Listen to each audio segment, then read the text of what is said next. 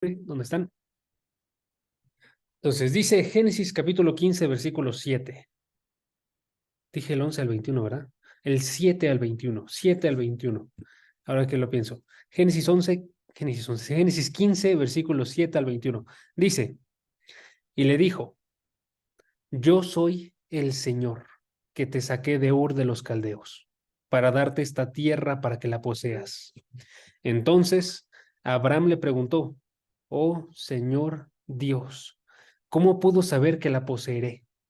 El Señor le respondió, tráeme una novilla de 3 años, una cabra de 3 años, un carnero de 3 años, una tórtola y un pichón. Abraham se los trajo todos estos. Los partió por la mitad y los puso cada mitad enfrente de la otra, pero no partió las aves. Y las aves de rapiña descendían sobre los animales sacrificados, pero Abraham las ahuyentaba. A la puesta del sol, un profundo sueño cayó sobre Abraham. El terror de una gran oscuridad cayó sobre él. Y Dios dijo a Abraham, ten por cierto que tus descendientes serán extranjeros en una tierra que no es suya, donde serán esclavizados y oprimidos durante 400 años. Pero yo también juzgaré a la nación a la cual servirán, y después saldrán de allí con grandes riquezas.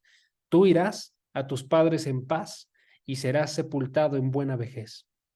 En la cuarta generación, ellos regresarán acá, pero hasta entonces, porque hasta entonces no habrá llegado a su colmo la iniquidad de los amorreos. Y sucedió que cuando el sol ya se había puesto, hubo densas tinieblas y apareció un horno humeante y una antorcha de fuego que pasó por entre las mitades de los animales. En aquel día, el Señor hizo un pacto con Abraham, diciendo, a tu descendencia he dado esta tierra, desde el río de Egipto hasta el río grande, el río Éufrates, la tierra de los kenitas, los ceneseos, los cadmoneos, los hititas, los fereceos, los refaitas, los amorreos, los cananeos, los jerjeseos y los jebuseos. ¿Ok? Ese es nuestro pasaje para el día de hoy. Y ahora quiero que comencemos nosotros haciéndonos una pregunta, que yo sé que la respuesta es que sí, pero quiero que lo reflexionemos. Quiero preguntarles si alguna vez ustedes se han encontrado luchando con dudas o inseguridad en esta vida.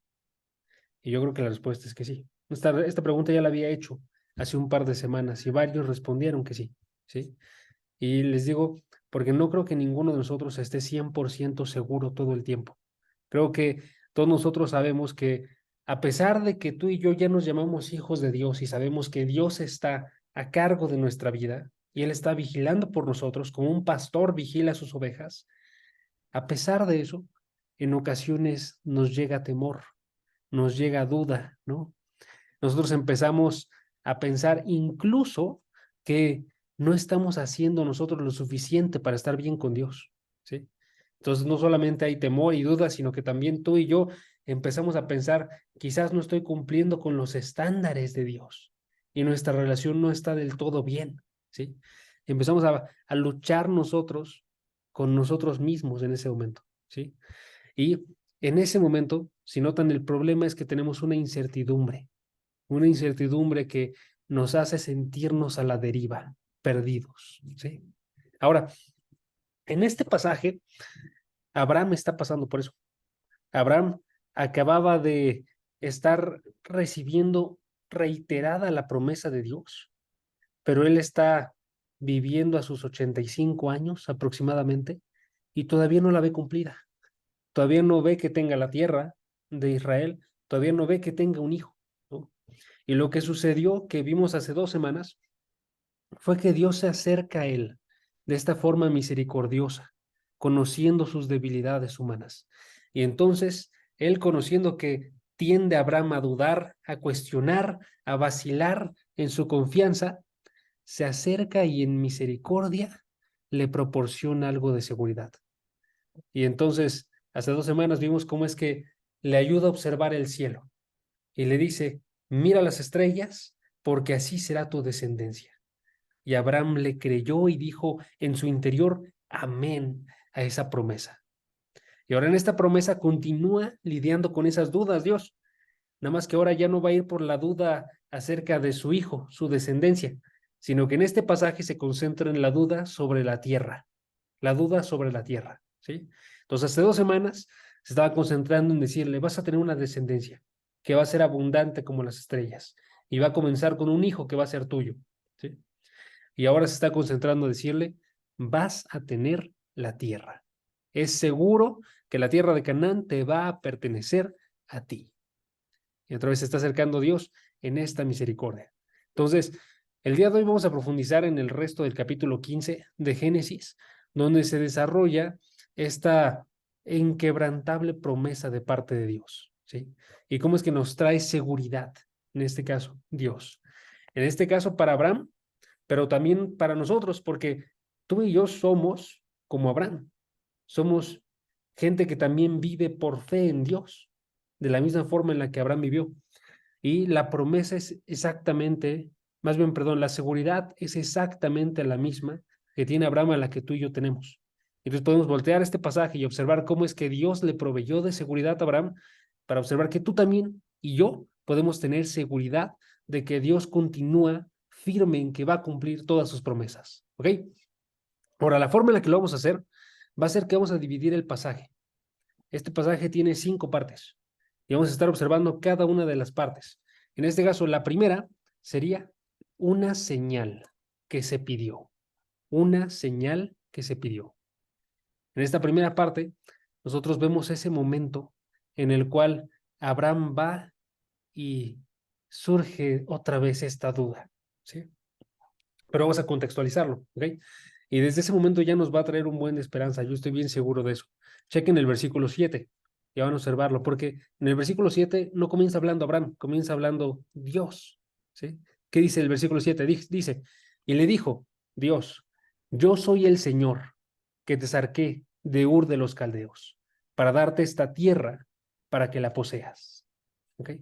Les digo, desde ahí yo creo que ya nos puede traer un buen de esperanza, porque la forma en la que comienza este pasaje es que Dios comienza reafirmando su llamado hacia Abraham. Dios comienza reafirmando que Él es aquel que lo llamó a Abraham. Es como un recordatorio acerca de lo que sucedió hace 10 años para Abraham, que es que Dios se le acercó a él y le dijo, yo quiero ser tu Dios. Ve y sigue estos mandatos que yo te estoy dando. Ve a la tierra, ¿sí?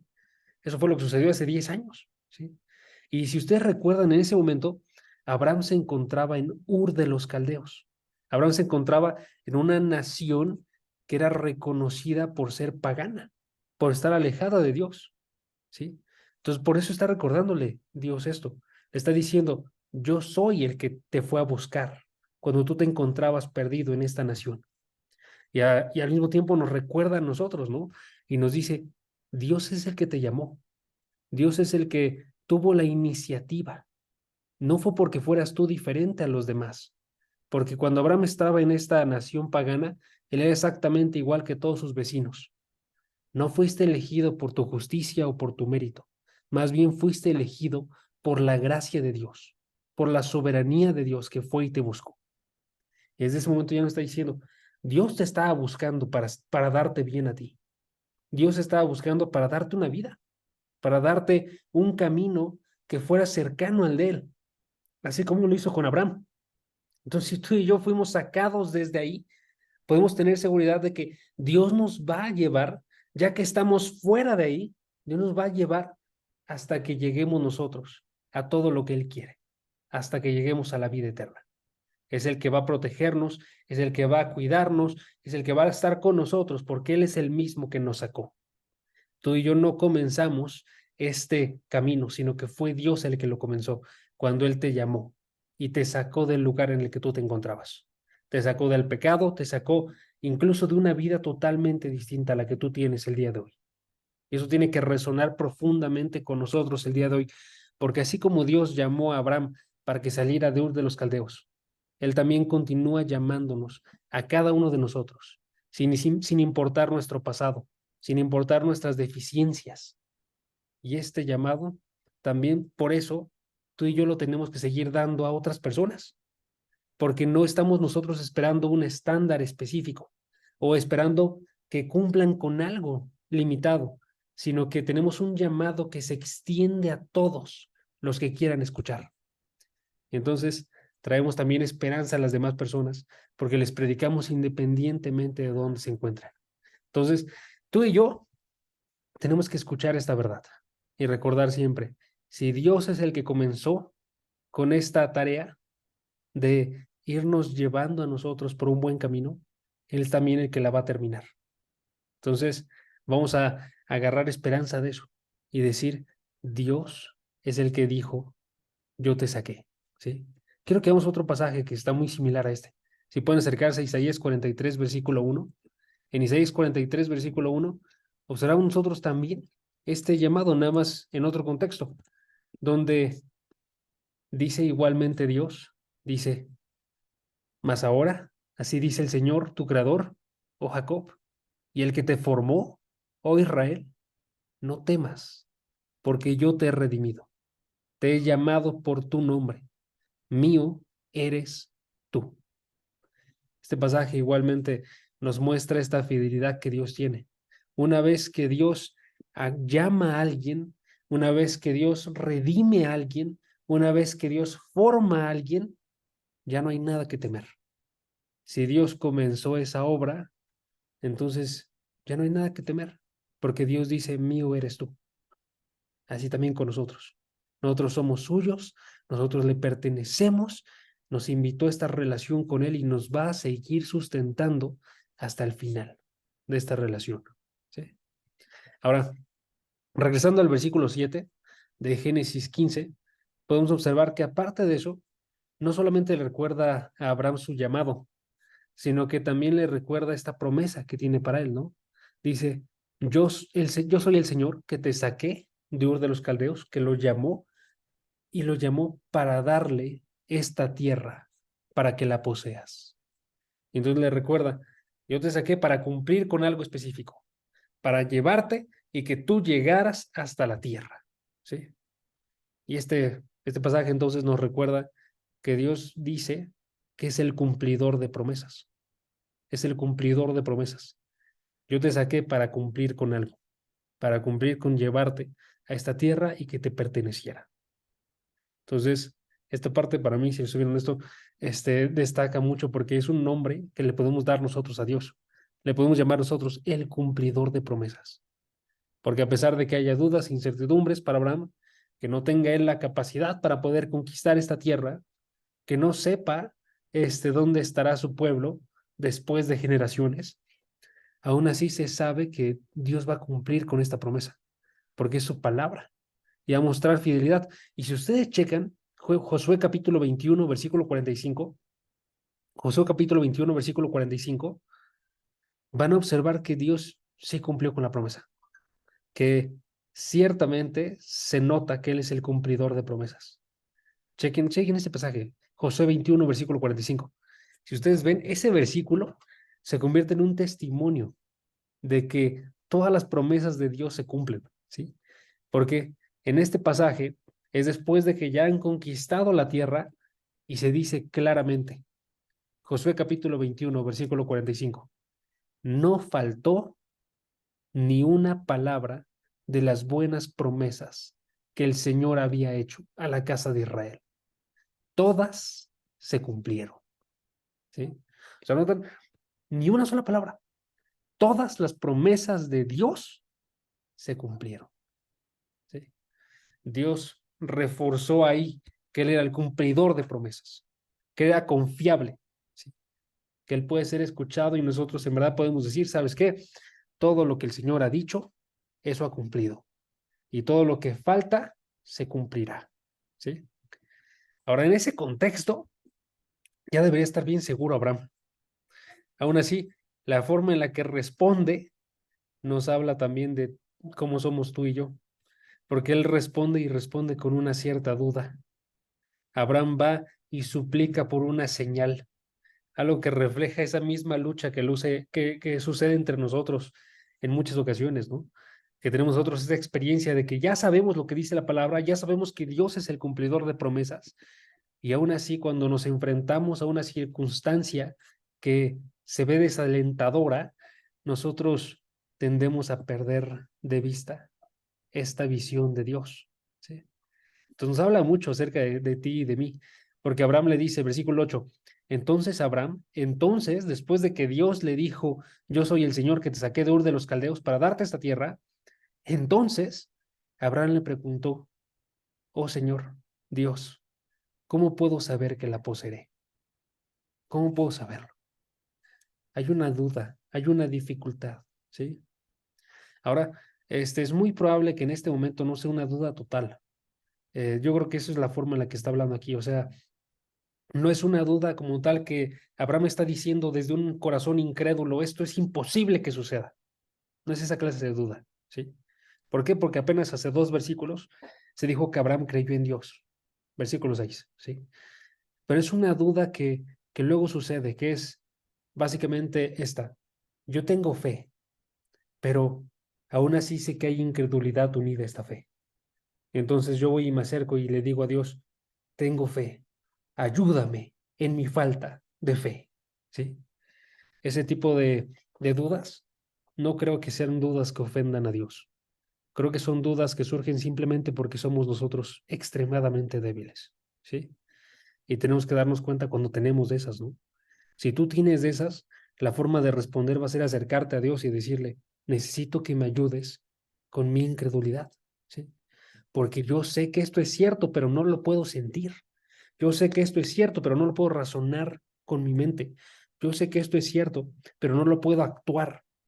Entonces necesito que tú obres en mí para que esto que sé que es cierto, ahora lo pueda experimentar con mis acciones, con mis emociones, con mis sentimientos, con mis decisiones, ¿sí?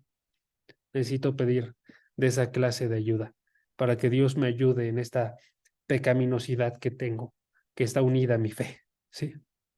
Entonces es posible que tú y yo nos encontremos en esa lucha el día de hoy y tenemos que continuar escuchando entonces qué es lo que dice Dios. Porque en este mundo vamos a, si no la tienen ahorita, vamos a seguir enfrentándola de forma constante, porque estamos en un mundo que está siendo agitado todos los días, que surgen varias razones por las cuales gente puede tener duda o miedo y puede preguntarse si las promesas de Dios en verdad son ciertas, ¿sí? Puede que el día de mañana tú pases por una tragedia, puede que el día de mañana tú pierdas a un familiar, puede que el día de mañana tú seas traicionado o hay algo que simplemente en ti surja que diga, ¿será que puedo seguir por este camino? Y en ese momento tenemos que reconocer que estamos pasando por esto y acercarnos a Dios de vuelta y decirle con fe, tengo duda, ¿sí? Ayúdame, provéeme a mí de una esperanza más firme. Acércame a tu palabra con pasajes como estos y dame la respuesta para que yo pueda crecer y aferrarme a la verdad de que tú eres fiel, ¿sí? Entonces, así comienza este pasaje. Primera parte, estamos viendo que una señal se pide, ¿ok? Segunda parte del pasaje, segunda parte del pasaje, vemos nosotros un sacrificio presentado, ¿sí? Y básicamente lo que observamos ahí es, a pesar de todas las dudas que tiene Abraham, Dios va y responde bondadosamente, misericordiosamente, no va y regaña a Abraham, sino que va y le dice, ¿sabes qué? Yo sé exactamente lo que te va a traer seguridad. Y entonces vemos en el versículo 9, ¿qué es lo que realiza Dios? El Señor le respondió, le da la respuesta. ¿Cuál es la respuesta? Es una respuesta que no esperaríamos, ojo, porque Dios no siempre responde dando seguridad como tú y yo quisiéramos. La respuesta para Dios es, tráeme una novilla de 3 años, una cabra de 3 años, un carnero de 3 años, una tórtola y un pichón. Es la respuesta de Dios, ¿sí? Ahora, ¿qué significa eso? Básicamente es que Dios le está ordenando a Abraham que traiga varios animales porque se va a realizar un sacrificio y después de eso se va a realizar un ritual, ¿ok? Entonces, estos animales que tiene que juntar, este es un pequeño paréntesis, son los mismos animales que aparecen en el sistema sacrificial después, en Levítico, ¿ok? Y estos animales básicamente son los que conforman un ritual que se conoce como el ritual del pacto. ¿Ok? El ritual del pacto. Va a tener varios nombres según lo que ustedes estén buscando. Pero básicamente este nombre creo que lo resume bastante bien, porque era algo que sucedía cuando se realizaba un pacto en la antigüedad. En la antigüedad se realizaban como relaciones entre varias personas que eran conocidas como pactos. Y en estas relaciones, lo que se hacía básicamente era que ambas partes de la relación prometían fidelidad a la otra. Entonces, si era un rey y era su sirviente, el rey le prometía fidelidad al sirviente, iba a cuidar de él, y el sirviente le prometía fidelidad al rey, iba a obedecerlo a él, ¿sí? ¿Ok? Entonces, básicamente lo que hacía era que se prometían cosas el uno al otro. Y para asegurarse de que estas cosas iban a ser cumplidas, lo que se hacía era este tipo de rituales, el ritual del pacto. Entonces, en este ritual, lo que sucedía era que se traían ciertos animales, se sacrificaban, se cortaban por la mitad y con estas dos mitades se iba haciendo un camino. Y en este camino, era por donde tenían que pasar ambas partes. El rey y el sirviente tenían que pasar caminando por este camino, ¿sí? Y la razón por la cual lo hacían era básicamente para simbolizar que se comprometían ellos a este pacto. Porque cuando pasaban por esto, ellos estaban diciendo, así como están estos animales, estaré yo si no cumplo con mi parte del pacto. Así como están estos animales que fueron cortados, que fueron matados, así también estaré yo si no cumplo con mi parte del pacto. Estaban básicamente colocándose una maldición a ellos con estos animales y se estaba dando el peso tan significativo que tenía el cumplir con este pacto, porque había consecuencias extremadamente grandes. ¿Ok? Ahora, Abraham sabía esto, porque esta era una práctica común en el antiguo Medio Oriente. Entonces, cuando Dios va y le llama a que traiga estos animales, Abraham sabe cuál es la implicación. Abraham sabe, lo que está diciendo Dios básicamente es que entre él y yo va a haber un pacto. Entre Dios y yo va a haber un pacto. Y en este pacto, Dios se compromete tan grandemente que es como si estuviera diciendo, si yo no cumplo con este pacto, entonces que me pase a mí, así como estos animales, que sea yo maldito, así como los animales, ¿sí? Y ojo, está diciendo eso Dios.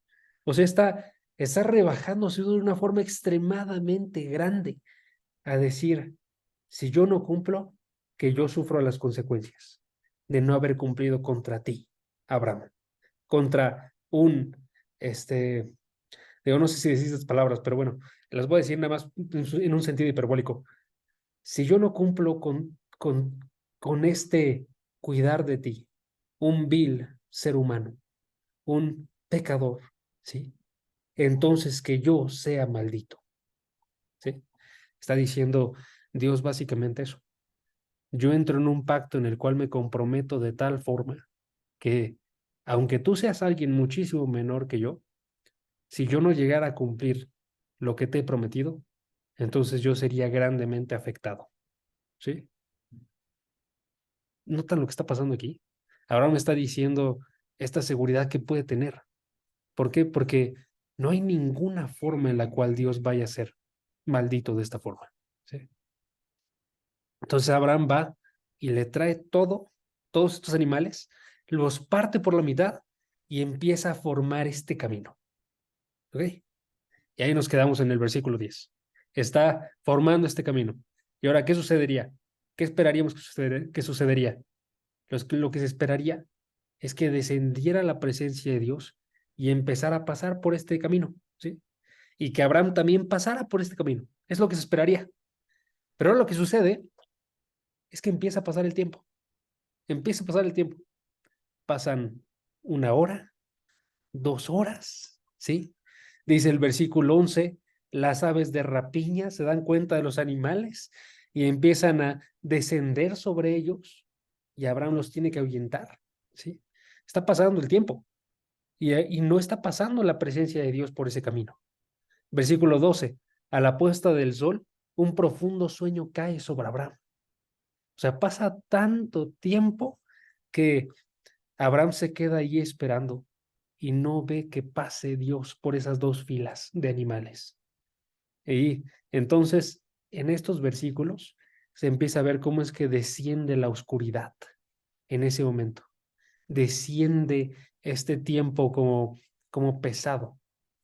Y la razón por la cual Dios deja que suceda eso se explica por unos versículos después. En el versículo 13, 14, cuando Abraham, que diga Dios, va y le cuenta a Abraham que va a haber un tiempo de oscuridad por el cual van a tener que pasar sus descendientes antes de que se pueda cumplir la promesa. Y entonces este tiempo de oscuridad, estas aves de rapiña que estaban pasando y cayendo, empiezan a simbolizar algo. Simbolizan que va a haber una gran cantidad de dificultades antes de que se cumpla esta promesa de parte de Dios. Esta promesa de que ellos iban a recibir la tierra, dice Dios, va a venir después de que haya mucha dificultad, esclavitud, sufrimiento, 400 años en una tierra extranjera. ¿Sí?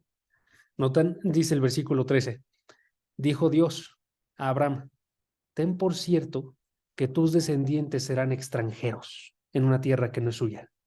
Serán esclavizados, serán oprimidos durante 400 años, pero yo también juzgaré a la nación a la cual servirán, y después saldrán de allí con grandes riquezas.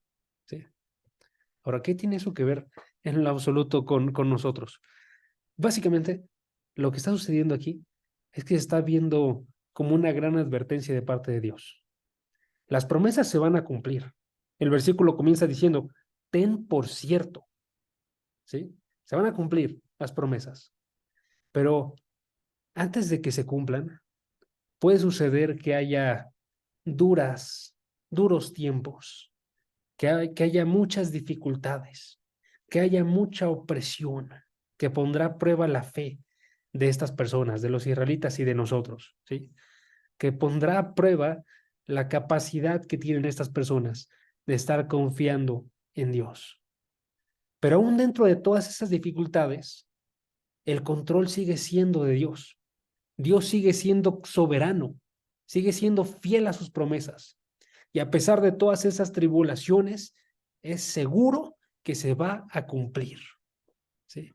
Y entonces Dios le asegura a Abraham que finalmente la nación que esclaviza a los descendientes de Abraham va a ser juzgada. ¿Sí?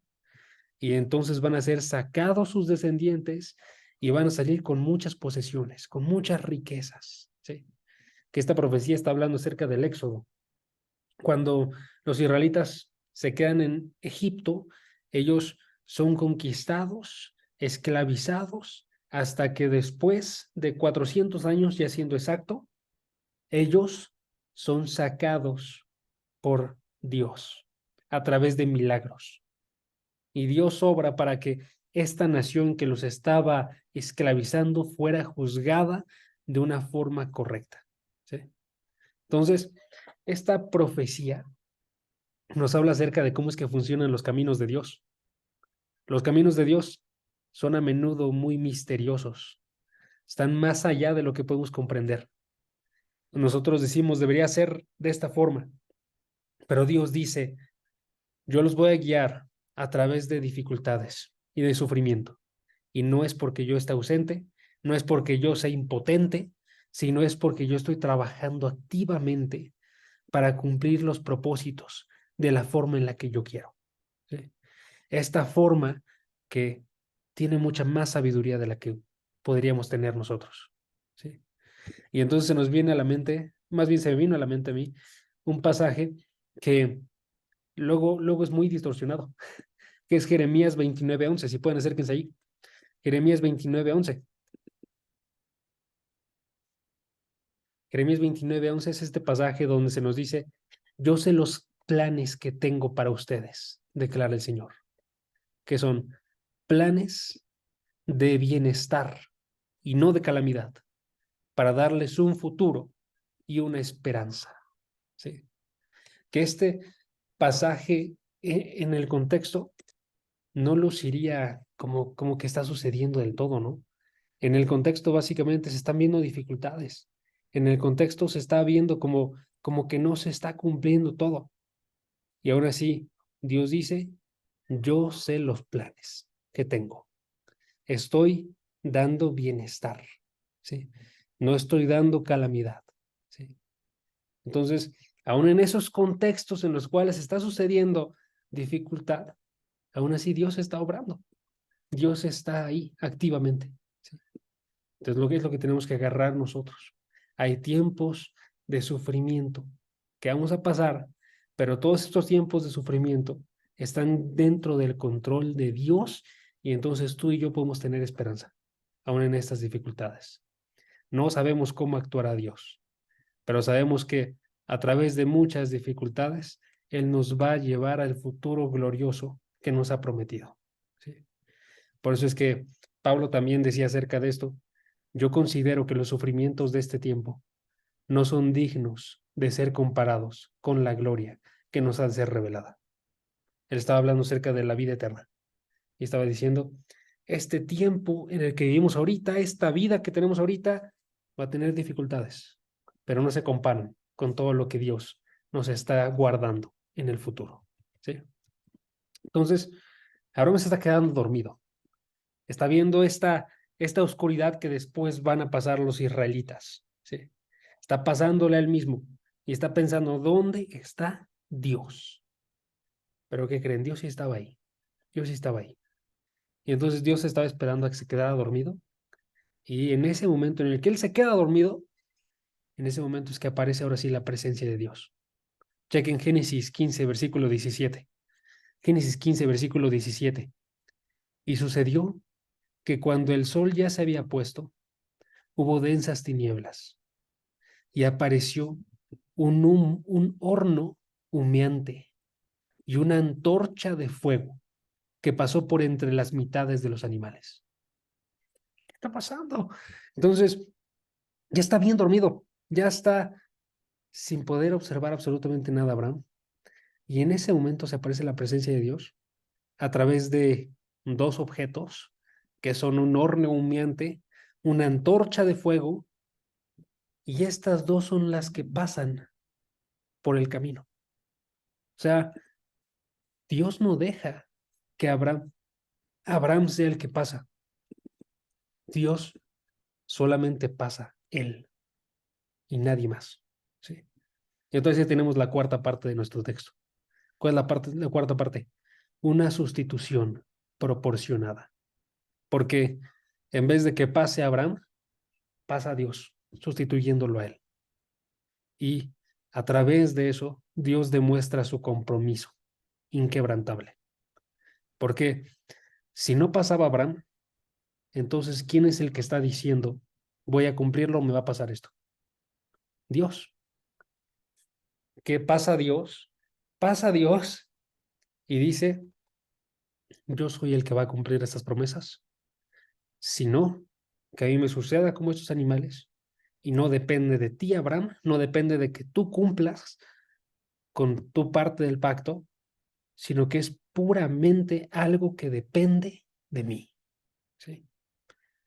En este momento está interviniendo Dios y asumiendo la responsabilidad completa al caminar entre las mitades de los animales, ¿sí? Y es algo que después habla el escritor de los Hebreos, y por eso dice el escritor de los Hebreos, los paso en el chat, el versículo Hebreos 6:13, cuando Dios hizo la promesa a Abraham, no pudiendo jurar por uno mayor, juró por él mismo. Dios dijo, voy a cumplir esta promesa, lo juro por mí mismo. No depende de ti, Abraham, depende de mí, ¿sí? Nada más un pequeño paréntesis aquí. Estos dos objetos que vemos aquí, el horno humeante, la antorcha de fuego, estos dos están representándonos la presencia de Dios. Y son imágenes bien particulares, ¿no? Si soy bien honesto, no supe del todo cómo unirlo a esta prédica, pero se lo explico brevemente. Estas dos imágenes, con cada una de las palabras que ven ahí, nos habla acerca de la presencia de Dios. ¿Por qué? Porque si ustedes checan de forma constante en la Escritura, Dios aparece como un fuego, aparece como una zarza ardiente, por ejemplo, cuando está delante de Moisés.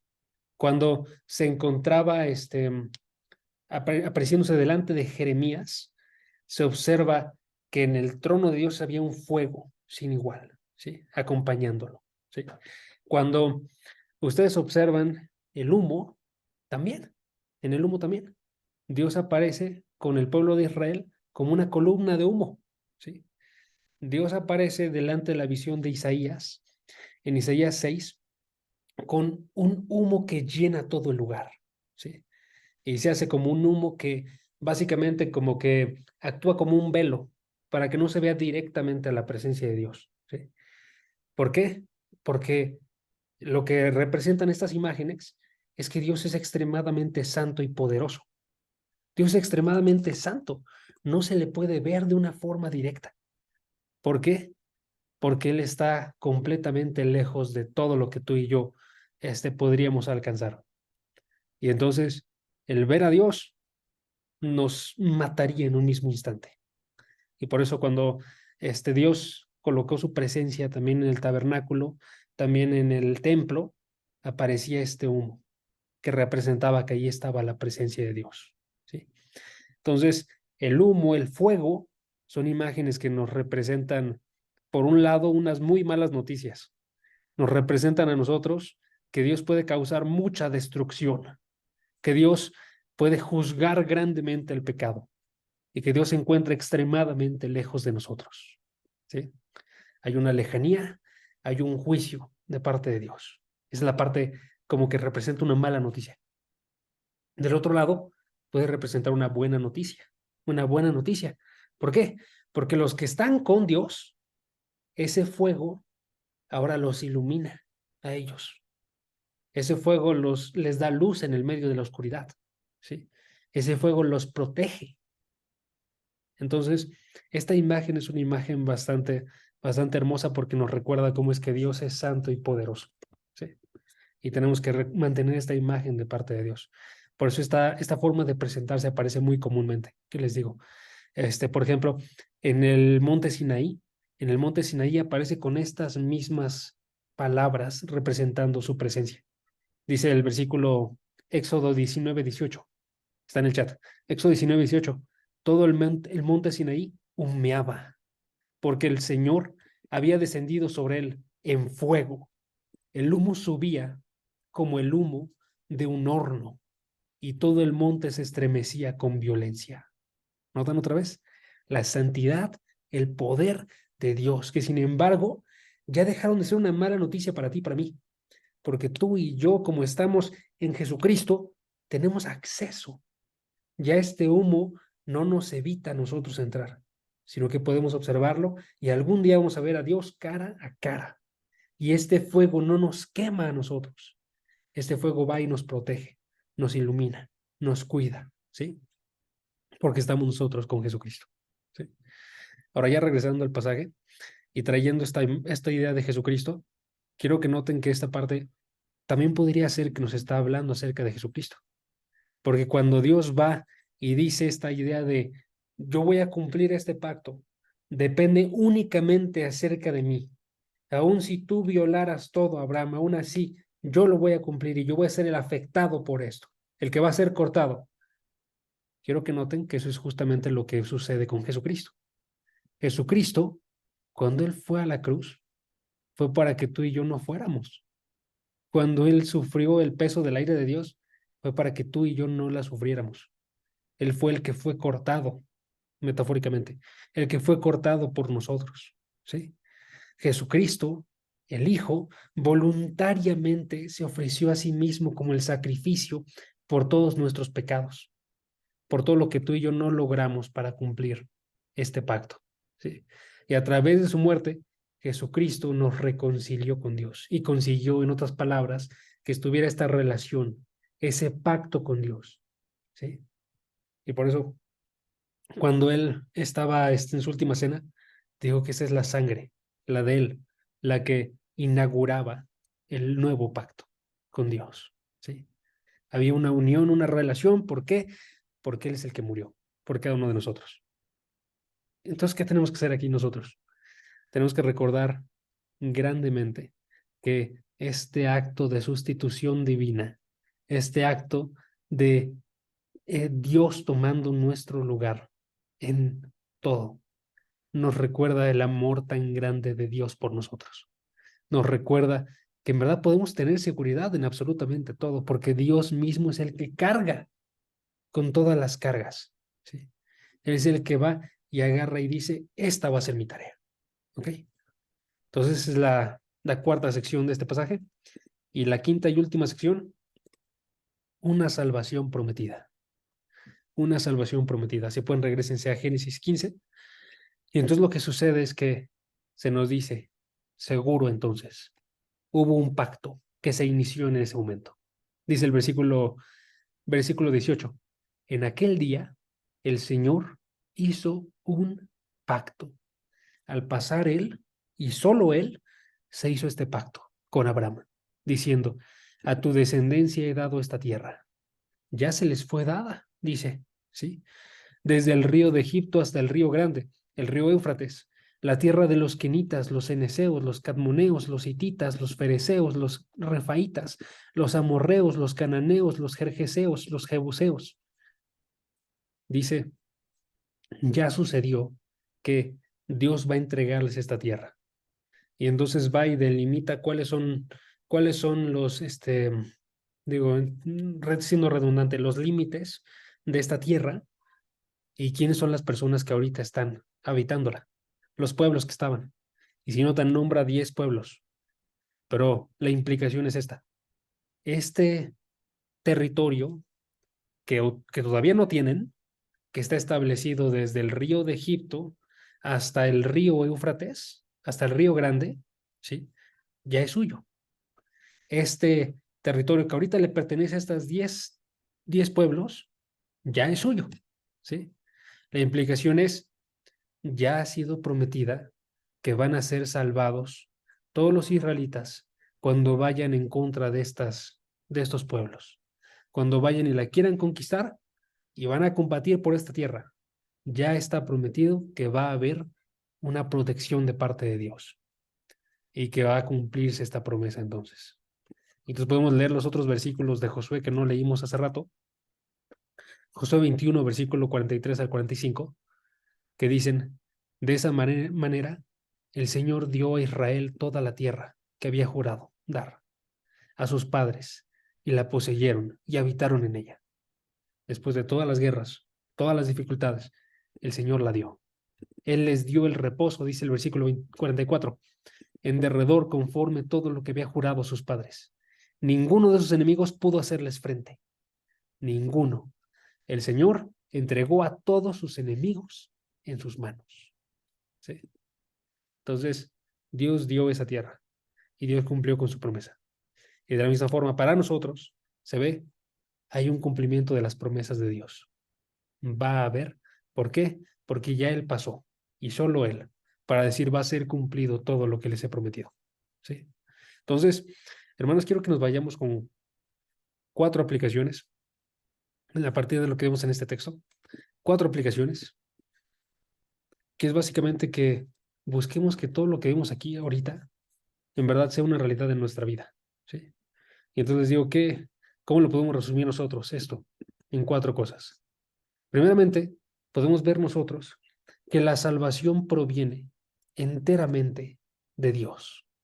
La salvación proviene enteramente de Dios. Eso es lo que vimos aquí. Dios es el que llamó a Abraham, que lo sacó.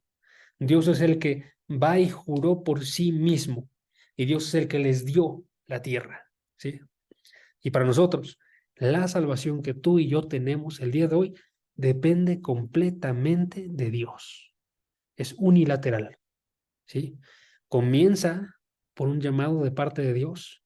Continúa Dios haciéndonos crecer a nosotros a través de sus palabras, a través de sus maestros, a través de su Espíritu Santo que está dentro de nosotros, ¿sí? Nosotros no aportamos nada, ningún mérito, ¿sí? Solamente nosotros tenemos que tener fe de que Él está obrando. Continuar nosotros avanzando porque Él es el que nos mueve a nosotros. ¿Sí? Entonces, esto ya nos tiene que traer un buen de seguridad. Porque si tú el día de hoy estás luchando contra un pecado del cual sientes que no puedes salir, ¿sabes qué? Si en verdad tú tienes fe en Jesucristo, es seguro que vas a poder luchar esa batalla. ¿Sí? Si el día de hoy tú estás luchando con esta inseguridad de que piensas que no vas a ver el día de mañana, ¿sabes qué? Si tienes fe en Jesucristo, es seguro, porque Dios te está cuidando. ¿Sí? Si tú tienes duda sobre si vas a llegar a la vida eterna, ¿sabes qué? Es seguro, porque en Cristo nosotros tenemos nuestra seguridad y nuestra esperanza eterna. Él es quien hizo cada una de las partes de nuestra salvación. ¿Sí? Entonces, una primera conclusión que podemos tener es la salvación proviene enteramente de Dios. Una segunda conclusión es que Dios sigue su propio horario. Dios sigue su propio horario. O sea, no va a ir en los tiempos que tú quieres. No va a ser de la forma en la que tú quieres. ¿Sí? Dios tiene su calendario y va marcando cada una de las fechas de acuerdo a su propio plan. ¿Sí? Y es una buena noticia, porque Él es más sabio para definir los tiempos. Él es más justo y más misericordioso para estar haciendo las cosas como tienen que ser. ¿Sí? O sea, poner un ejemplo. En segunda de Pedro 3:9 se nos dice, no vayan para allá, pero pueden checarlo después, segunda de Pedro 3:9, se nos dice que muchas personas en ese momento pensaban que Dios estaba demorando y estaban preguntándose, ¿dónde está la venida del Señor? Aún el día de hoy puede suceder eso, ¿sí? Y responde Dios, ¿sabes qué? No es que Dios se demore, es que Dios está dando tiempo de misericordia para que gente llegue a sus pies, para que gente se arrepienta y vuelva a Él. Y no van a decir ustedes que eso suena como un peor horario, ¿no? Eso suena como un buen horario. Él está manteniendo sus tiempos de acuerdo a sus planes. Y sus planes son mucho mejores que los tuyos y los míos. Son planes sabios y misericordiosos. Entonces, cuando tú y yo no vemos las cosas de la forma en la que quisiéramos, vamos y descansamos. Dios tiene un plan. ¿Sí? Unido a eso, tercera conclusión, Dios tiene el control de toda la historia. Dios tiene el control de toda la historia. ¿Sí? Tuvo el control de los israelitas, que estuvieron 430 años. Tuvo el control de cuándo comenzó esa esclavitud hasta cuándo terminó. ¿Sí? Y así también Dios tiene el control de toda la historia. Y esto nos debería hacer a nosotros ver que este Dios en verdad es Dios. Está en control de cada evento, cada circunstancia, debajo de su atenta mirada y su mano soberana. Dios en verdad cumple sus propósitos. Y entonces nosotros, tú y yo, tenemos que decir, en verdad Dios gobierna. Dios es el único Dios que hay en este universo. ¿Sí? Él está a cargo de la historia y toda la historia, desde lo más pequeño hasta lo más grande, cumple su plan divino. ¿Por qué? Él es el divino rey. ¿Sí? Y cuarta y última conclusión, Cristo es nuestra única respuesta. Porque a la luz de todas estas verdades, hermanos, nosotros tenemos que fijar nuestros ojos en Jesucristo. Se reveló 2000 años después, cuando este Jesucristo se encarnó, que es la forma principal en la que Dios nos ha salvado. Cuando este Señor Jesucristo fue y cumplió por cada una de las partes de nuestra fe, siendo el autor y el consumador de ella. Se estaba diciendo básicamente, ahí estaba lo que estaba señalando Dios cuando caminó, que Él es el único. Y Él lo hizo a través de encarnarse, hacerse un hombre y morir en una cruz, a fin de que tú y yo podamos recibir este pacto de parte de Dios. Entonces hay que confiar grandemente en Él y predicarlo grandemente a Él. ¿Sí? Es lo que tú tenemos que ser. Tú y yo tenemos que ser. Él es nuestra fuerza, nuestra esperanza y nuestro gozo supremo. ¿Va, hermanos? Vamos a terminar orando. ¿Me acompañan? Padre, gracias porque en verdad tú nos hablas a través de cada una de las partes de tu escritura. Y en este momento tú nos has hablado a esa parte de nosotros que duda de ti, esa parte de nosotros que tiende a sentirse inseguro, Padre. Si estamos el día de hoy seguros, Padre, tú ayúdanos a ver que en verdad todo eso vino por ti. Si estamos nosotros el día de hoy inseguros, ayúdanos a ver que podemos tener confianza en ti. Ayúdanos a luchar de forma constante en contra de cualquier incredulidad que surja dentro de nuestro ser. Que podemos nosotros en verdad decir que tenemos al único Dios de nuestro lado. Que en verdad podemos actuar nosotros con seguridad, con firmeza, porque te tenemos a ti. Padre, ayúdanos a ver que solo en ti está la respuesta y que dependamos de forma constante.